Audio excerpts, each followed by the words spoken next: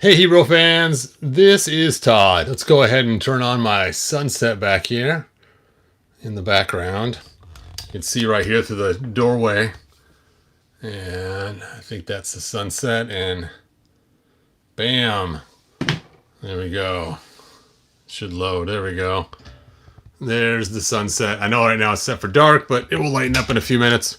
Anyway, let me go ahead and get my YouTube started on my iPad so I can see your guys' comments. And all these newfangled devices.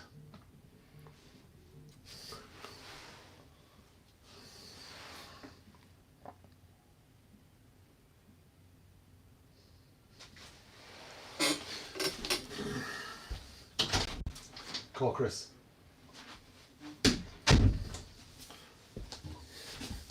All right, sorry about that. I had an important message come in. I had to tell my wife really fast.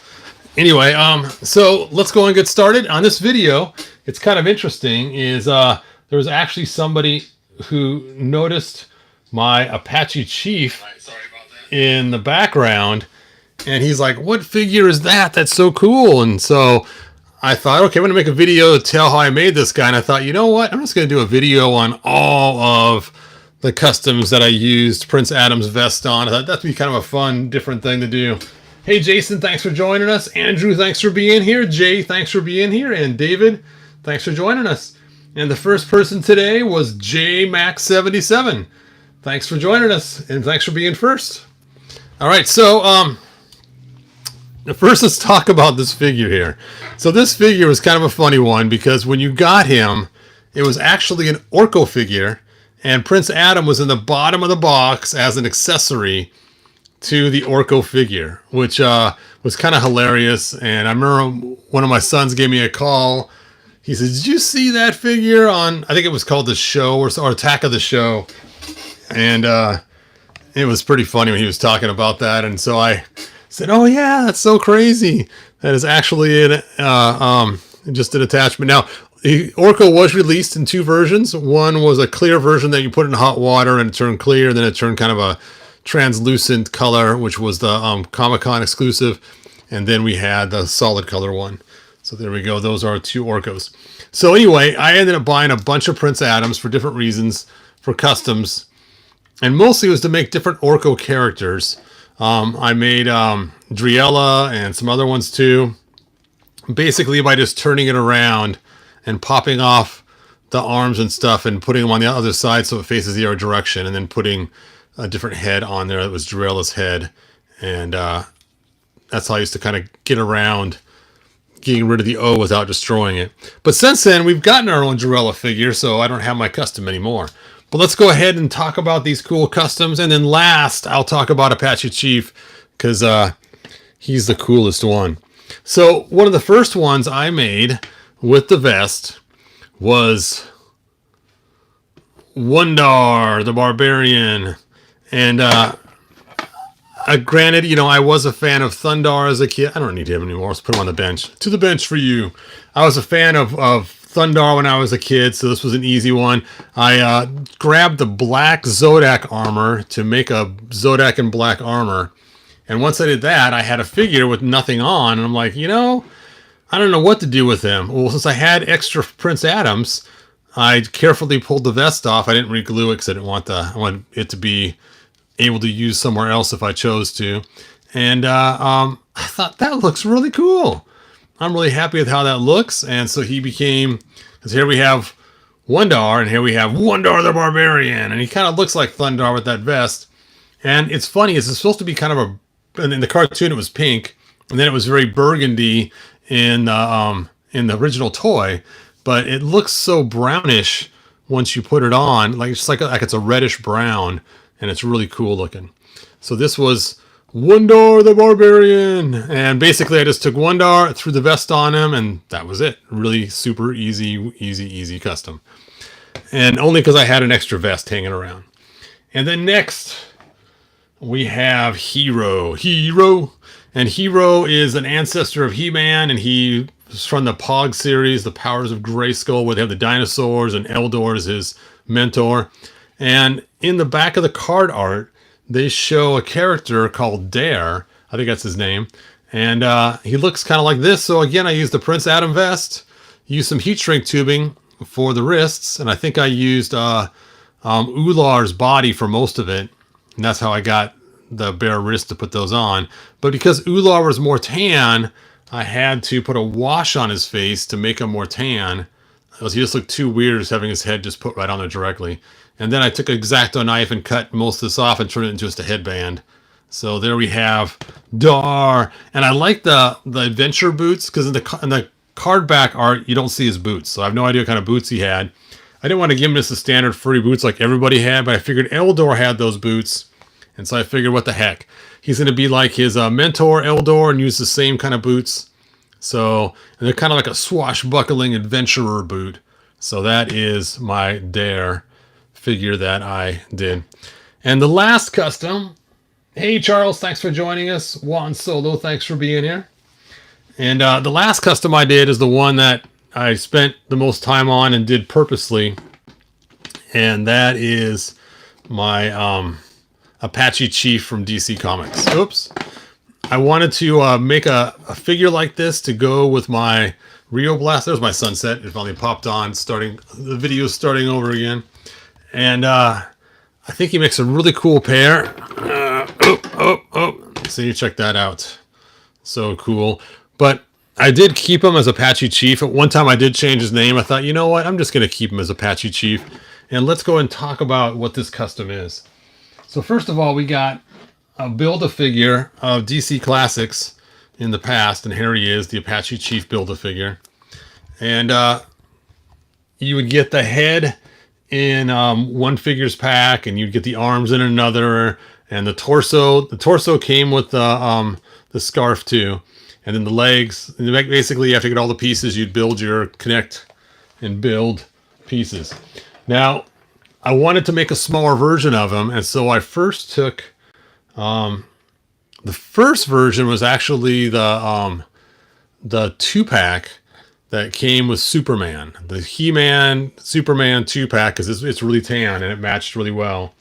And then I realized it was the same coloring as the same tone as the Filmation He-Man that Mattel made. You can tell it's the Mattel one because it has large pinholes and these crazy ankle rockers that had the big old gap right there. And so I rebuilt them using the Mattel Filmation body because the wrist cuffs match closer to the DC version. And it just didn't have as much furry detail, so it matched closer to what the figure actually looks like.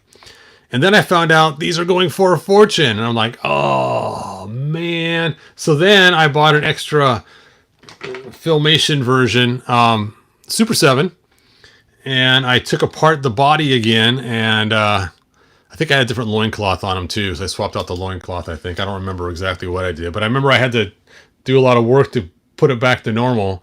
And then I just used the Filmation body from Super 7, stuck on the Prince Adam vest, stuck on the handkerchief from the chest part of this figure, and then the head from the head part of the figure. I think the head came with the head and the shorts.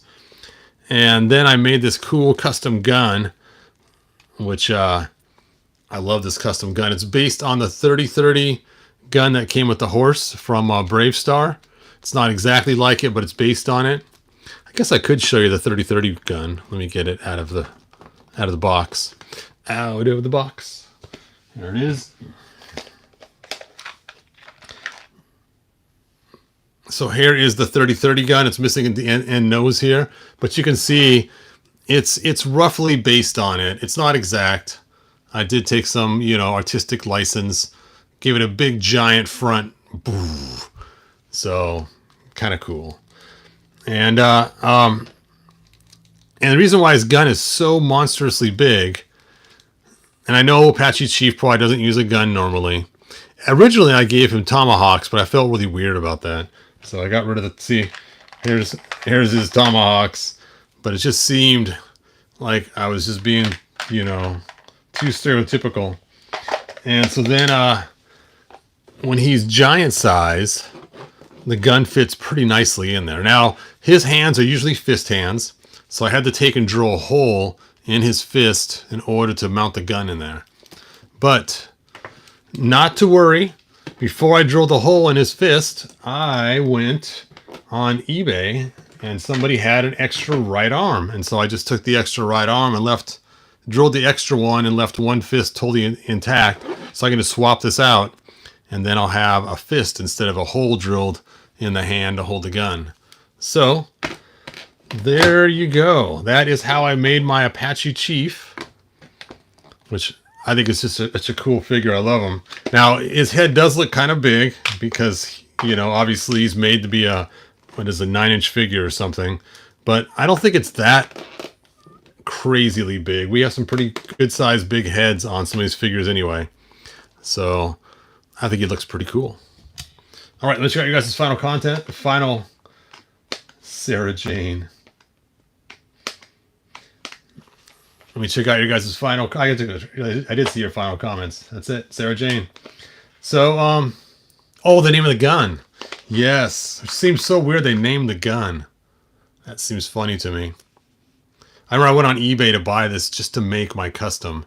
So I said I want this to be the influence, and I was originally going to give this gun to this character here, but because her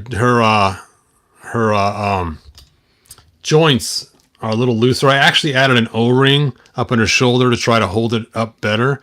But even her elbow kept giving out all the time. She just can't hold the weight of the gun very easily. And because her name is supposed to be Gunsmoke, I think it was originally.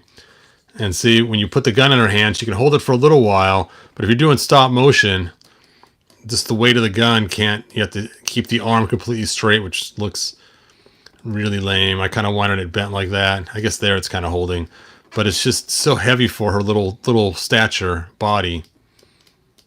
So her name was going to be Jennifer Gunsmoke originally, and this is going to be her gun. But after I made it, it was just too ridiculously big, which is what I was going for, was ridiculously big. But since he turns into a giant, it makes sense that he has this big old monster gun.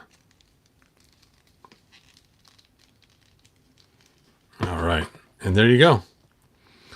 So, just to recap before I go. Thanks, Charles. I appreciate it.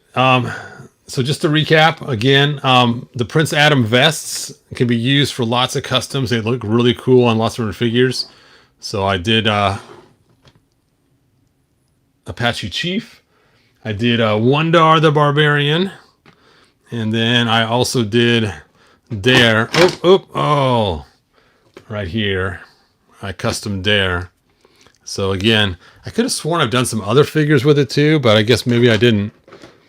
It must be. I tried to look through all my figures trying to find where else I might have used the vest, but I couldn't see any.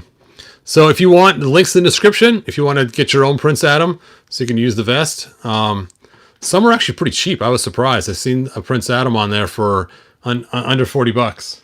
Oh, check out this cool custom sword. Oh, my friend Steve made this sword for me. The original prototype they showed of this guy here had a sword that looked like this, sparkly and gray and kind of see-through. And so he made a sword that looked just like the prototype. And I'm like, dude, that is awesome. So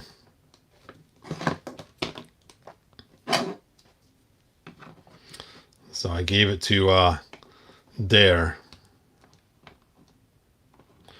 All right, I think that's it. All right, until next time, you guys, good journey. If you enjoyed this video and you think it's kind of cool to use a Prince Adam vest for different things, go ahead and share it with your friends and let them know all the different things you can do with Prince Adam's vest. Until next time, good journey. Bye now.